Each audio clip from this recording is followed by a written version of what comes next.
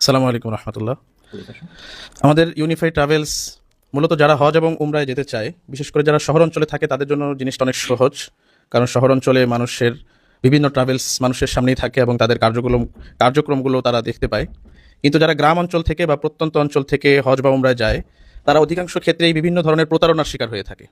সেজন্য আমরা এই চিন্তা থেকে এই কাজটা শুরু করেছি যে আমাদের গ্রাম অঞ্চলে বা প্রত্যন্ত অঞ্চলে যে সমস্ত মুসলমান নরনারী তারা আল্লাহর ঘরে বা রাসূলের রওজায় জিয়ারতে যেতে চায়, তাদের জন্য আমরা যেন সুন্দর একটা সুশৃঙ্খলভাবে এবং অভিজ্ঞ আলেমদের তত্ত্বাবধানে যেন বিভিন্ন কাফেলা পরিচালনা করে তাদেরকে বাইতুল্লাহ থেকে জিয়ারত করিয়ে নিয়ে আসতে পারি, এটাই আমাদের একমাত্র লক্ষ্য। আচ্ছা, যারা ইউনিফাইড ট্রাভেলসের মাধ্যমে বা হজ করতে যেতে চায়, ওমরা করতে যেতে চায়, আসলে তারা কিভাবে যাবে, কিভাবে যোগাযোগ করবে এবং আপনাদের মাধ্যমে যদি যেতে চায় আপনারা তাদেরকে কি সুযোগ সুবিধা দিবেন?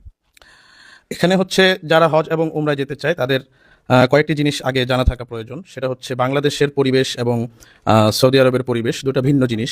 বাংলাদেশে দেখা যায় আমরা কোথাও গেলে হোটেল ভাড়া নেই। বাংলাদেশে আমরা হোটেল বলতে যেরকম বুঝি যে একটা রুম, সেখানে হয়তো পার্সোনালভাবে 2-3 জন থাকা যায়। কিন্তু সৌদি আরবে সেখানে প্রচুর মানুষের সমাগম হওয়ার কারণে পার্সোনালি কোনো রুম নিতে গেলে খরচ অনেক বেশি পড়ে যায়। সেক্ষেত্রে দেখা যায় এক রুমে 4-5 জন এরকমভাবে শেয়ারে থাকতে হয়।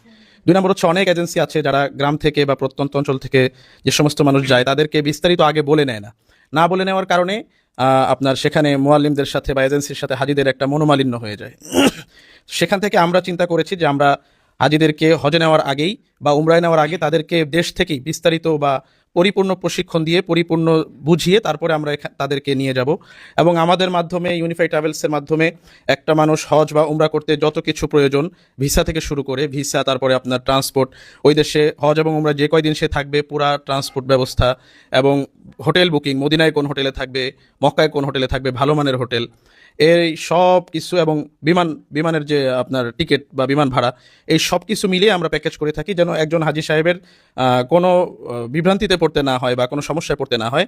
এবং আমাদের প্রত্যেকটা কাফেলায় অভিজ্ঞ 2 জন 4 জন 5 জন করে আলেম প্রত্যেকটা কাফেলায় থাকেন, যেন প্রত্যেকটা মানুষ, যেহেতু এটা একটা ইবাদত, এই ইবাদতটা যেন পরিপূর্ণরূপে আদায় করে আসতে পারে।